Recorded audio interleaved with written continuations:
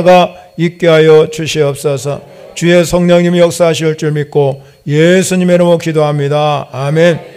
저는 오늘부터 몇 시간 동안 예수님의 비유를 가지고 여러분에게 말씀을 드리고자 합니다. 오늘은 특별히 알곡신앙으로 성장하자, 이런 제목을 가지고 여러분과 함께 은혜를 나누고자 합니다. 마태복음 이 13장에는 천국을 비유로 설명하는 장입니다. 그래서 이 13장에는 비유가 몇 개가 나오냐면 7개의 비유가 나옵니다. 이 비유를 설명하는 이유는 뭐냐면 우리에게 천국의 중요성을 가르치기 위해서 비유를 설명하고 있습니다. 그런데 여러분, 우리가 이 천국이라는 것은 내가 죽으면 가는 하나님의 나라, 이러한 개인적인 종말의 의미도 있지만 오늘 본문에서 말하고자 하는 이 13장에 특별히 말하고자 하는 의미는 그 죽어서 가는 하늘나라 천국을 우리가 말하는 것도 있지만 그 중에 더 중요한 게 뭐냐면 오늘 나에게 임하는 하나님의 나라를 말하고 있습니다. 여러분 안에 하나님이 거하시면 하나님의 나라가 임한 줄 믿으시기 바랍니다. 그래서 우리가 이 13장을 시작할 때 예수님께서 씨 뿌리는 자의 비유를 통해 가지고 우리가 하나님의 나라가 내 안에 임함을 말씀하고 있는데, 이 예수님이 씨 뿌리는 자 속에서 우리에게 밭으로 설명하고 있습니다. 그래서 우리는 마음의 밭을 가지고 있는 사람들이라고 이야기하는데, 이 마음의 밭은 여러 마음의 밭이 존재한다, 그렇게 말했습니다. 특별히 예수님께서는 4가지 마음밭을 이야기하고 있는데, 첫 번째 마음밭은 어떤 마음밭이냐면 길가밭이라고 그랬습니다. 이 길가밭은 하나님의 말씀을, 천국 말씀을 들었는데 깨달음이 없는 거예요. 깨달음. 여러분이 오늘 시간에 오셔서 하나님의 말씀을 듣고 깨달아야 된다는 겁니다. 그런데 이 길가밭은 깨달음이 없기 때문에 악한 자가 와가지고 내 마음에 뿌려진 것들을 빼앗아가는 거예요. 마귀가 자꾸 내 마음을 뺏어가는 겁니다. 그래서 이 끊임없이 이 길가바에 있는 사람은 하나님의 말씀, 진리의 말씀을 듣지 못하도록 만드는 겁니다. 그게 문제예요. 두 번째 밭은 예수님께서 돌밭이 있었다 그랬습니다. 이 돌밭은 듣기는 잘 들어요. 그래 기쁨이 금방 은혜 받았다, 나 이거 그냥 좋아는 하는데 그 속에 뿌리가 없는 거예요. 왜? 길가에 떨어졌으니까, 돌밭에 떨어졌으니까. 뿌리가 깊이 내려야 되는데 뿌리가 없기 때문에 금방 어떤 어려움이 오고 환난이 오고 고난이 오면 아이고 예수님 어딨나? 그러면서 금방 넘어지는 거예요. 우리나라 말로 말하면 이런 사람은 어떤 사람이냐면 냄비와 같은 신앙이다 그럽니다. 금방은 뭐 은혜 받았다고 좋아하는데 어떤 어려움이 처하면 넘어지고 쓰러지는 사람들을 이런 사람이라고. 세 번째 밭은 어떤 밭이냐면 가시떨기 나무 밭이에요. 가시떨기. 이 사람들은 말씀은 들어요. 여러분이 오늘 오신 여러분이 다 말씀을 듣잖아요. 듣는데 이 사람은 어떤 사람이면 세상의 염려, 재물의 유혹 때문에 말씀이 막혀가지고 말씀이 들리지 않는 거래요. 그래서 결실이 없는 겁니다. 여러분, 우리가 길가밭이나 돌밭이나 가시떨기라면 공통적인 특징이 뭐냐면 열매가 없다는 겁니다. 결실이 없다는 것이 문제예요. 그래서 예수님께서 네 번째 우리에게 옥토에 좋은 땅에 씨를 뿌리게 되면, 이 좋은 땅에 씨를 뿌렸다는 얘기는 뭐냐면 그들은 하나님의 말씀을 듣고 깨달았다는, 깨달아서 그 씨가 거기에 뿌려지니까 깊이 뿌리를 내려가지고 100배, 60배, 30배의 결실을 얻게 된 줄 믿으시기 바랍니다. 그래서 이 알곡이 되어야 된다. 알곡.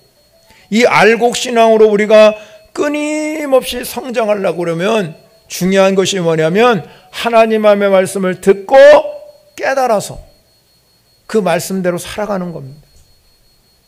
말씀이 능력이요, 말씀이 여러분의 인생을 바꾸는 힘인 줄 믿으시기 바랍니다. 그래서 오늘 마태복음 13장 16절에 가면 너희 눈은 봄으로. 그러면 우리 눈이 여러분 육시적인 가시적인 것만 보는 게 아니잖아요. 우리 예수 믿는 사람은 영적인 눈이 있는 줄 믿으시기 바랍니다. 그리고 영적인 눈을 뜨고 하나님을 바라봐야 됩니다. 그리고 너희 귀는 들음으로 복이 있다고 그랬습니다. 그래서 우리는 하나님의 말씀을 들을 귀를 열고 하나님의 말씀을 잘 들어야 될 줄 믿으시기 바랍니다. 이스라엘 백성들을 하나님이 선택하셨잖아요. 하나님이 선택하시고 뭐라고 그러냐면 내가 너와 언약을 언약 백성으로, 이 언약 백성으로 맺는데 중요한 것이 뭐냐면 하나님 말씀을 잘 듣고 순종하는 자. 그래서 이거는 이스라엘 백성들에게 가장 중요한 언약이 뭐냐? 들으라 이스라엘아, 들으라 이스라엘. 이스라엘 백성들아 들어라 이 말이에요. 그 말은 뭐냐? 쉐마라는 뜻이에요. 쉐마.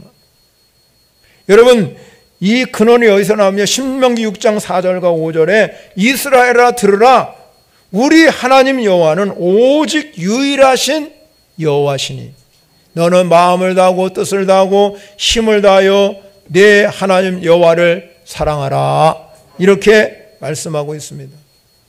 그러므로 이스라엘 백성과 언약을 체결해서 하나님 말씀을 들으라, 그런 사람에게는 하나님의 사람으로 하나님이 원하는 일꾼으로 만들어 주실 거예요. 예수님도 마찬가지잖아요. 오늘 이 마태복음 13장에서 출발점이 뭐냐면 하나님의 말씀을 듣고 깨닫는 겁니다.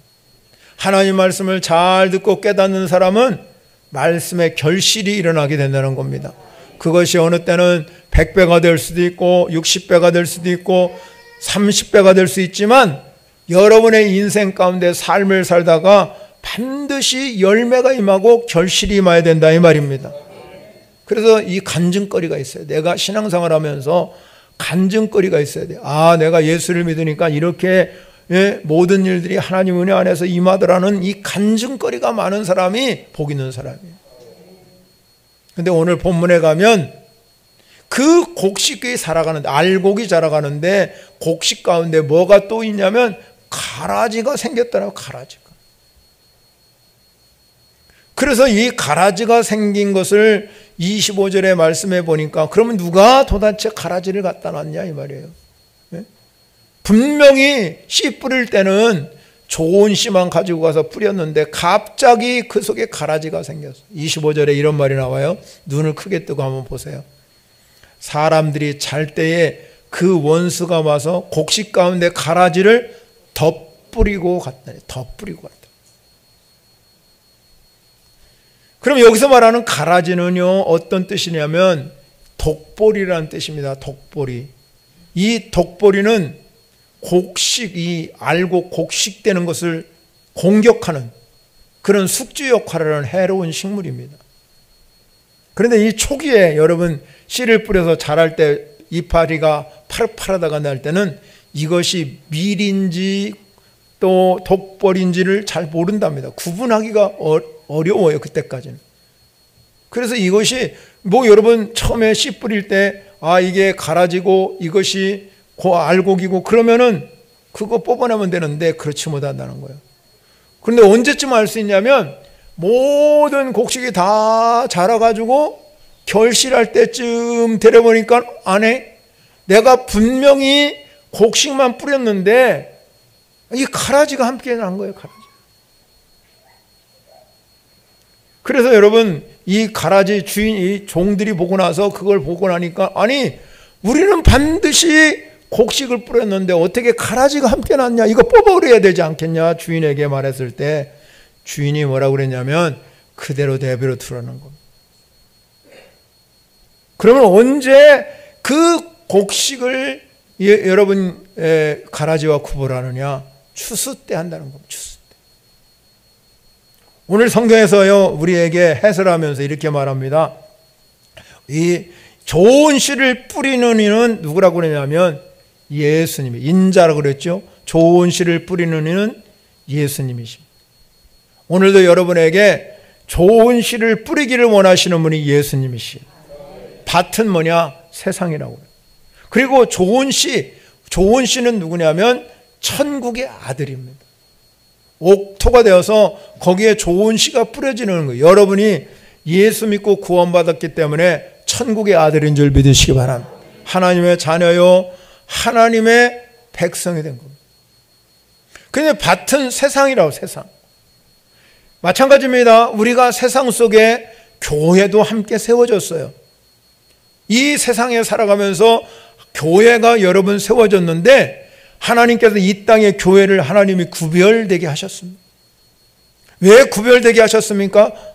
그 안에는 성령의 역사가 일어나기 때문에, 그리고 하나님의 말씀이 이 듣는 사람에게 은혜가 넘치게 하시고, 그리고 우리가 여기 이 집은 만민이 기도하는 집이기 때문에 여러분이 하나님께 기도할 때 간절한 마음으로 기도하면 기적이 일어나고 치유가 일어나는 현장인 줄 믿으시기 바랍니다.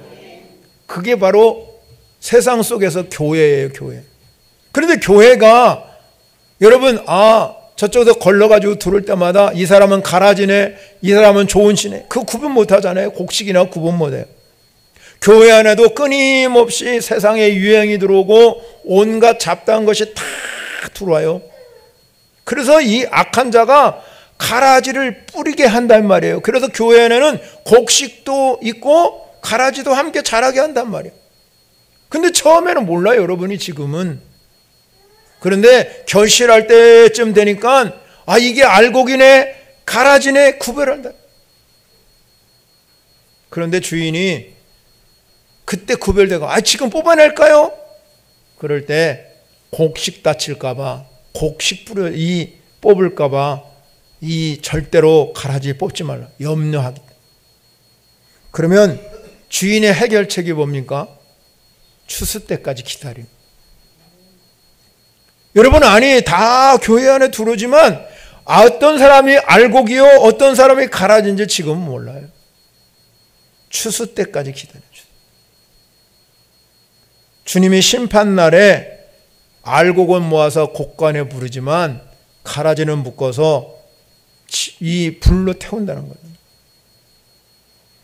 우리가 분명히 오늘 본문의 말씀을 통해서 알 수 있는 것이 무엇이냐면 추수 때가 있다는 거예요. 추수 때가. 이 추수 때가 있다는 얘기는 뭐를 의미하면 세상이 반드시 끝날 날이 있다는 겁니다. 언젠가는 세상이 마지막 종찬역에 도달해가지고 심판 때가 온다는 겁니다. 그래서 지금 여러분, 우리가 교회에 나와서 찬양하고 경배하고 예배하는 이유가 뭡니까? 지금은 은혜 받을 만한 때요, 구원 얻을 만한 때이기 때문에. 그러면 우리가 이 은혜 받을 만할 때, 구원 받을 때 은혜 충만히 받으셔야 되고, 능력 받으셔야 되고, 기도의 응답이 일어나야 되고, 축복이 임해야 된다 이 말이에요. 그러고 나서 우리의 신앙이 알곡 신앙으로 자라가야 된다. 그러면 여러분의 삶의 현장에서 알곡 신앙으로 자라가서 30배, 60배, 100배 열매가 맺어지기를 간절히 원합니다. 그런 마지막 때가 되면 언젠가는 알곡은 모아가지고 곡간에 들이고 가라지는 모아서 불에 던진다 이 말이에요. 그러면 오늘 본문에서 우리가 깨달아 알 수 있는 게 뭘까요? 우리가 여러분이 오늘 본문을 통해서 깊이 알아야 될 것이 있습니다. 첫 번째 중요한 게 뭐냐면 따라합니다. 분별하는 신앙을 갖자. 분별할 줄 알아. 영적인 분별력이다 이게 있어요. 여러분, 오늘 성경에서 우리에게 주는 게 뭐냐면 알곡과 가라지가 똑같이 밭에서 자란다. 교회 안에 있다는 겁니다. 그런데 이 알곡된 곡식은 누가 뿌렸냐면 예수님, 인자가 뿌렸다고 그랬잖아요. 알곡이 된 것입니다.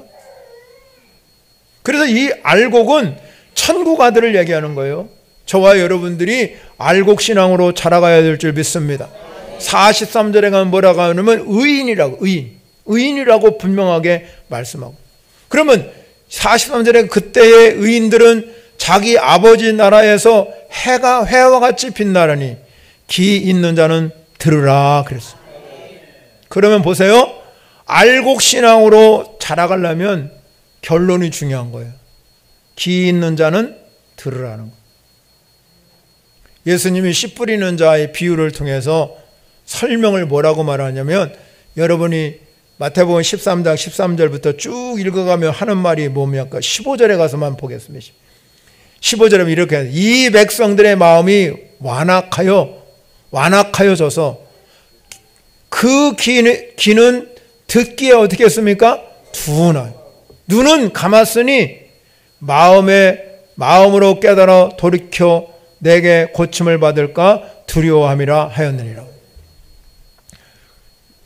우리가 오늘 본문에서 주시고자 하는 말씀이 뭐냐면, 여러분이 하나님의 말씀이 귀로, 이 말씀이 내 마음으로 들려져야 될 줄 믿으시기 바랍니다. 그래서 깨달은 마음이에요. 그래서 우리가 깨달으면 회개가 일어나게 되고 주님이 내 안에 거하게 된다. 예수님이 이 땅에 오셔서 첫 번째 주신 메시지가 뭐냐? 하나님 나라가 가까웠으니 회개하고 복음을 믿으라 그랬어요. 우리가 죄된 삶에서 여러분이 내가 예수 믿고 구원받으면 주님이 내 안에 오시거든요. 그러면 내 안에 주님이 오신다는 의미는 뭐냐? 내가 내 죄인입니다. 내가 주님 앞에 회개할 때, 내 죄를 십자가의 보혈의 능력으로 다 씻음받을 때 구원받는 자녀가 되는 거예요. 그래서 죄 사함의 확신이 여러분, 나의 죄가 사함받았네, 예수님의 보혈의 능력으로 내 죄가 완전히 씻음받았다는 그 확신이 여러분 가운데 있어져야 된다. 그래야 구원받은 백성이 되는 거예요. 곡식이 된 겁니다. 곡식이 된. 이 곡식이 되었다는 의미는 하나님의 아들, 딸이 되었다는 겁니다. 그러면 우리가 이 곡식이 된 성도들은 어떻게 살아가야 되냐면, 늘 하나님의 말씀을 듣고 깨달아 알아야 된다. 깨달으면 진리가 내 안에 거하기 시작합니다. 깨닫는 사람이 그래서 복이 있는 거예요. 말씀이 능력이네, 말씀이 축복이네, 말씀이 정말로 나의 인생을 변화시키는 삶의 지표네, 그렇게 믿어져야 된다 이 말입니다.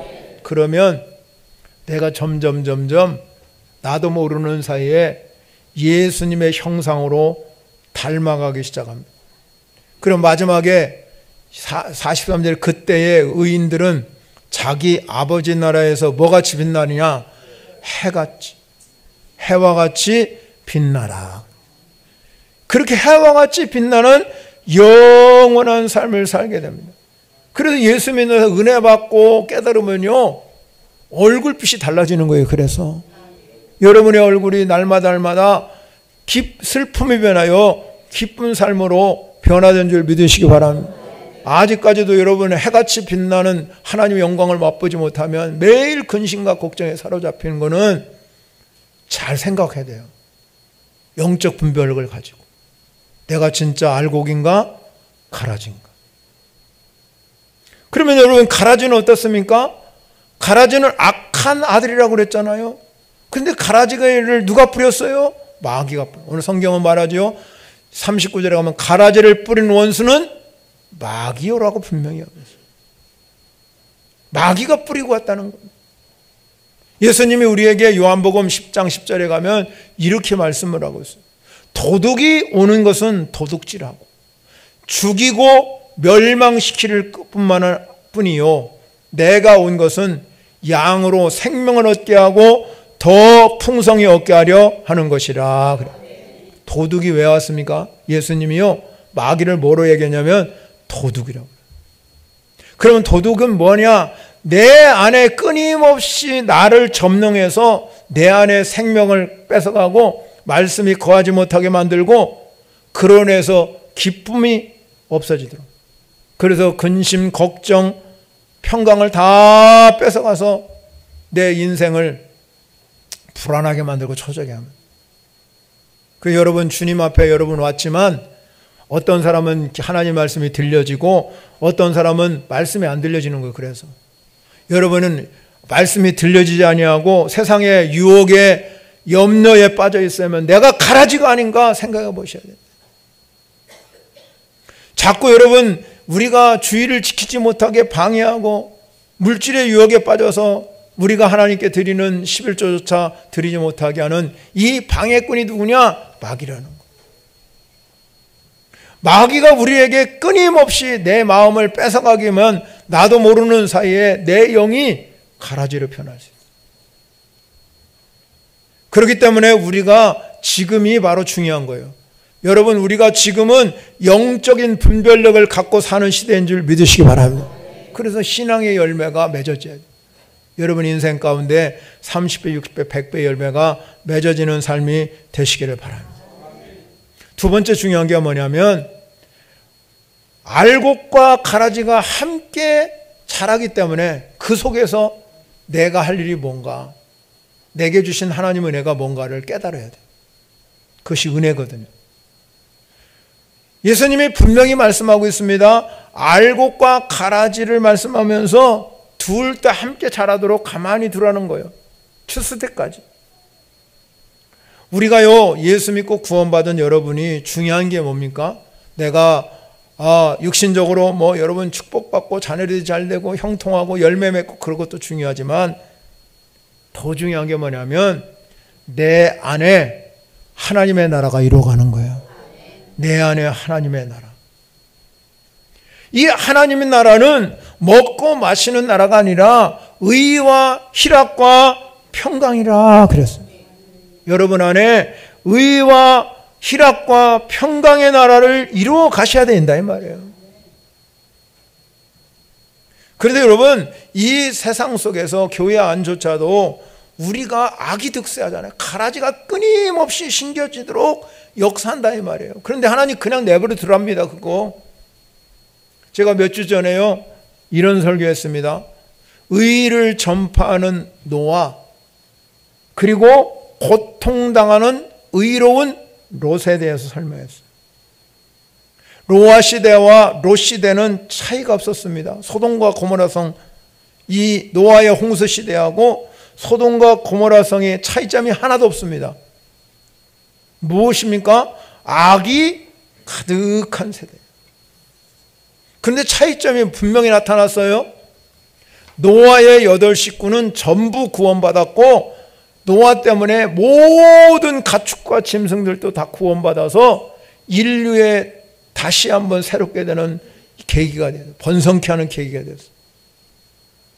그런데 하나님께서는 노아의 애를 보면서 당대의 그 사람은 하나님의 사람이다, 의인이라고 이야기하면서 뭐라고 그랬냐면, 두 가지를 제가 말씀드렸습니다. 하나는 하나님의 은혜를 잊고 사는 사람이다.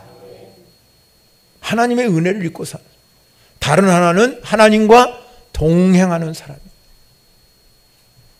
그래서 이 악이 가득한 세상 속에서 살면서도 노아는 하나님 말씀을 증거하는 삶을 살았다.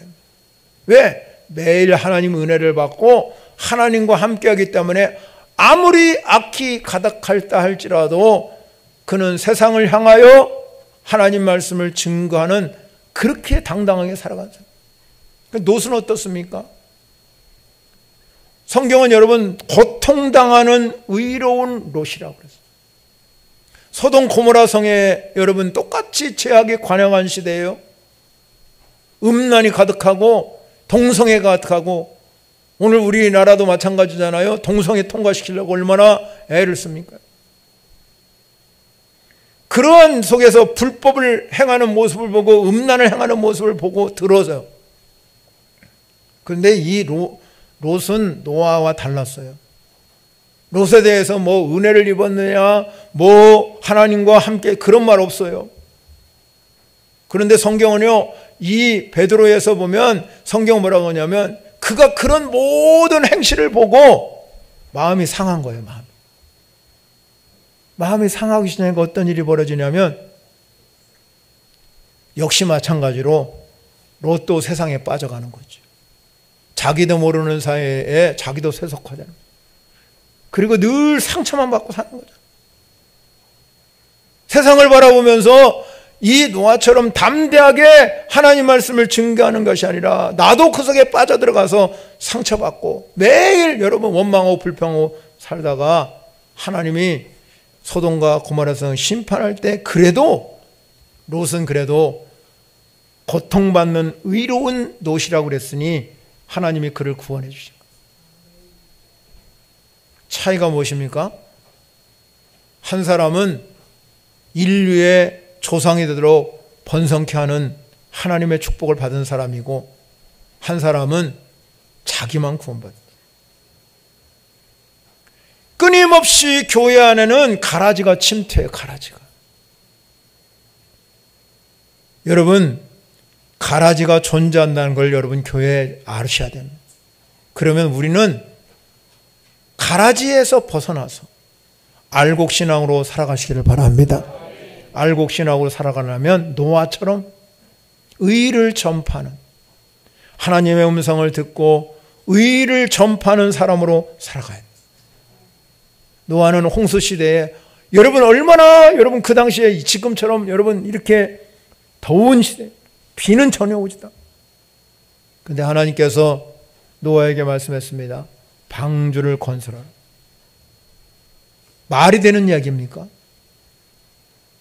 내 인간의 상식과 생각으로 따져봐도 말이 안 되는 얘기잖아요. 그러나 노아는 하나님의 은혜를 입고 사는 사람이에요. 그러니까 하나님의 음성이 들려진 거예요. 그 속에 하나님의 은혜를 입으면 하나님의 음성이 들려지는 거예요. 그러니까 순종할 수 있습니다. 아, 이게 하나님의 음성이네 하고 말씀을 듣는 순간에 그 속에 아, 이게 하나님의 말씀이네 하고 들으니까 순종할 수 있죠. 여러분 신앙생활은 마찬가지입니다. 내 생각으로 내 능력으로 아, 이게 아니네? 그럼 그건 인간 생각이죠. 하나님 은혜를 입으면 내가 손해가 된다 할지라도 내가 해가 된다 할지라도 이게 하나님의 은혜네. 그러면 하나님의 음성으로 들려지는 줄 믿으시기 바랍니다. 그래서 우리는 세상을 향해서 의를 전파하는 노아처럼 살아가는 거예요. 이 세상에서 내가 알곡으로서 선한 영향력을 끼칠 수 있는 사람, 내 안에 그리스도가 살아서 그분이 나를 이 삶으로 이끌어내는 신앙. 그래서 바울이 말하는 것은 그리스도의 향기라고. 향기. 그리스도의 향기가 나야 되잖아요. 사람은 여러분의 사람 여기 있는 다 여러분 나름대로 다 자기 향기가 있어요. 자기 냄새가 있단 말이에요. 다 달라요, 여러분. 아무리 여러분이 향수를 진하게 뿌리고 아무리 여러분 좋은 화장품을 쓰고 그런다 할지라도 그 속에 나는 자기의 그 독특한 냄새가 있어요. 나는 모르지만 다른 사람이 그걸 느끼거든요. 그렇다면 우리의 인간에도 그렇단데 여러분이 그리스도인이라고 그러면 내 안에 그리스도의 향기가 발하셔야 돼요. 그 향기가 쭉 발해서 여러분이 그리스도인이 되었다는 이 놀라운 은혜가 내 안에 능력으로 거하시는 하나님을 믿으시면 그 능력의 하나님이 여러분 일하실 줄 믿으시기 바랍니다.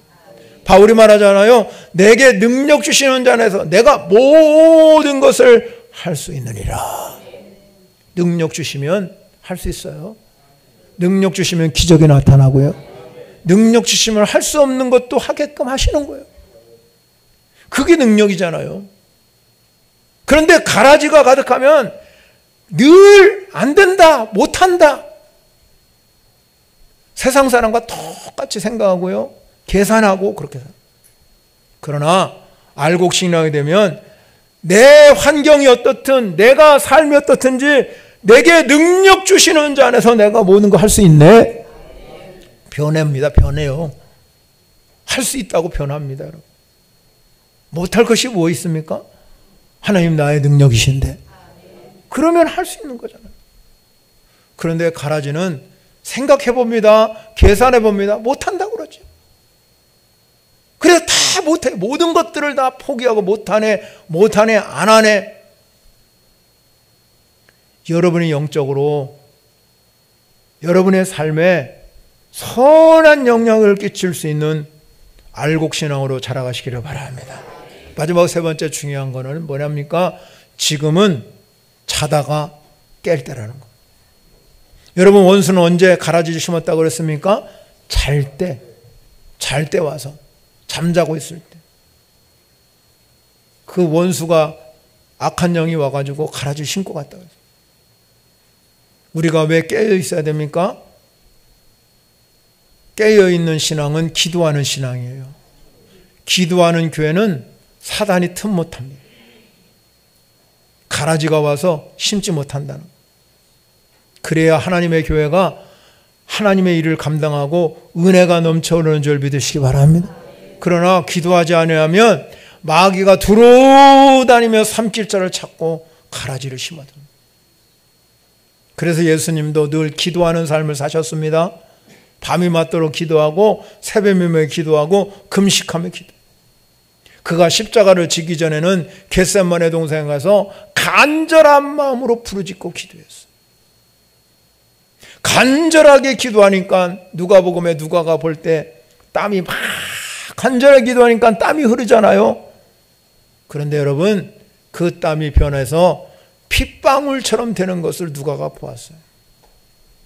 히브리 기자는 어떻게 표현하냐면 예수님의 십자가의 기도는 눈물과 통곡의 기도였다. 그래서 예수님은 당당히 십자가를 졌고 제자들에게는 그런 애절함과 간절함이 없어요. 신앙생활에 애절함과 간절함이 있어야 될 줄 믿으시고, 그래야 기도가 응답되는 거예요. 그래야 하나님 역사가 일어나는 것이지. 이 제자들에겐 그런 게 없었습니다. 그러니까 잠자고 있었습니다. 예수님이 그들에게 찾아오셔서 뭐라고 그랬습니까? 한시도 깨어있을 수 없는, 한 시간도 깨어있을 수 없는. 마태복음 24장과 25장에 가면요, 심판날에 대해서 말합니다. 심판날에 여러분 일어날 일들을 쭉 이야기하면서 뭐라고 했냐면, 우리가 지금 살고 있는 시대는 뭐냐? 깨어있을 때다. 어느 때 주님이 임할지 알지 못하기 때문에 우리는 반드시 지금이 깰 때라, 이 말입니다. 왜 그렇습니까?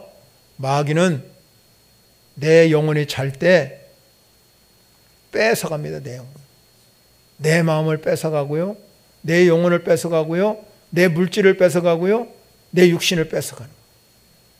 그리고 가라지를 심어놓는 거예요. 그러면 그 교회는 능력이 없습니다.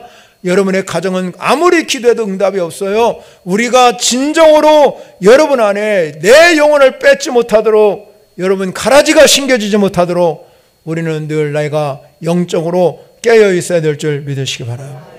로마서 13장 11절과요 12절에 보면 이런 말이 나옵니다.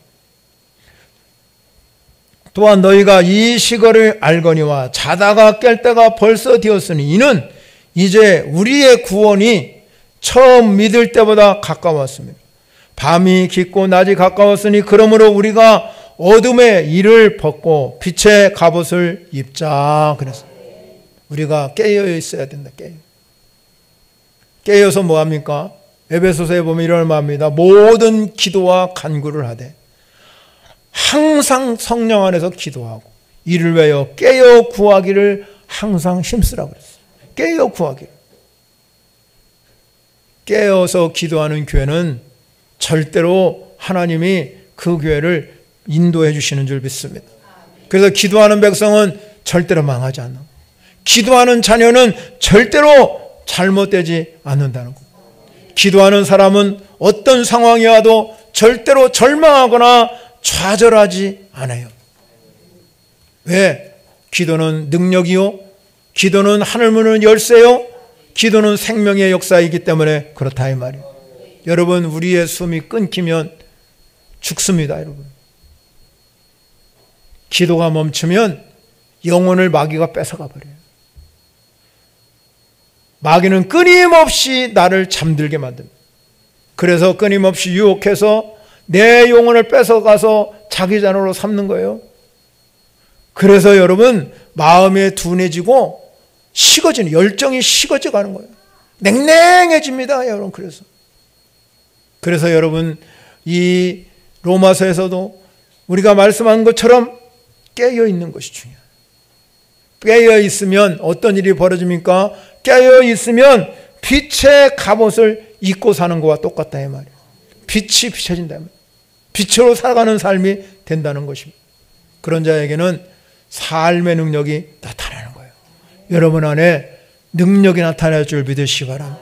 내 삶에 능력이 나타나시고 하나님의 역사가 일어나야 된다는 거잖아요.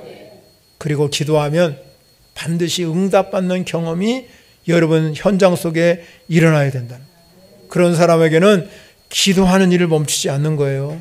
열매 맺는 신앙으로, 알곡 신앙으로 끊임없이 한 걸음 한 걸음 전진하면서 살아가는 역사가 일어난다는 걸 여러분 꼭 기억하셔야 된다. 머물러 있지 마시기 바랍니다. 물이 고이면 반드시 썩습니다. 우리는 머물러 있으면, 정체되어 있으면 여러분의 신앙은 성장하지 않습니다. 여러분의 삶은 정말로 점점점 하나님이 주시는 축복을 누릴 수가 없는 거예요. 거기서 머물러 있게 되는 겁니다. 쇠퇴하면 쇠퇴했지 그것이 더 크게 역사하지 않는다는 걸 여러분 기억하셔야 된다. 그래서 우리는 지금은 잠잘 때가 아닙니다. 주님 오시는 그날까지 우리는 깨어있는 신앙이 되어야 될 줄 믿으시기 바랍니다. 기도가 깨어있어야 돼요. 여러분의 삶이 깨어있어야, 정신을 바짝 차리고 있어야 마귀 사탄이 나를 와서 넘어뜨리지 않는다 이 말입니다. 그런 권세와 능력을 저와 여러분에게 하나님께서 부여해 주신 것을 믿으시기 바랍니다. 그래서 오늘 성경에서 우리에게 주시는 분명한 교훈은 알곡이 있으면 가라지도 있다. 그런데 이 알곡과 가라지를 주님이 뭐라고 하셨냐? 그대로 내버려 두거라. 그냥 내버려 두는 거예요. 여러분. 기억하셔야 됩니다. 내가 신앙생활 하면서 여러분이 그냥 아무 일을 안 해도 하나님 그냥 내버려 두세요. 아유, 하나님 내가 이렇게 살아도 그냥 하나님 내버려 두시네. 여러분 어떤 사람은 그럴까요? 내가 이렇게 살면 안 되는데. 그런 마음을 먹었을 때가 하나님이 주신 기회예요. 기회를 놓치면은요, 언제 기회가 올지 모르는 거예요. 기회를 붙잡고 사시기 바랍니다. 내가 이렇게 살면 안 되지. 그건 성령이 주신 음성이잖아요. 그런데 여전히 그렇게 살면 그건 마귀가 끊임없이 나를 공격해요. 사랑하는 성도 여러분, 알곡신앙으로 살아가시기 바랍니다. 가라지를 버려버리고, 가라지는 여러분 절대 있으면 안 되는 거예요. 그래서 날마다 여러분이 하나님 말씀 안에서, 능력 안에서 하나님의 놀라운 능력을 체험하면서 치유와 은혜의 역사가 여러분 삶 가운데 일어나서 늘 승리하는 인생 되시기를 축원합니다. 찬양을 영광 올려도 말씀을 생각하면서 우리 찬양하겠습니다.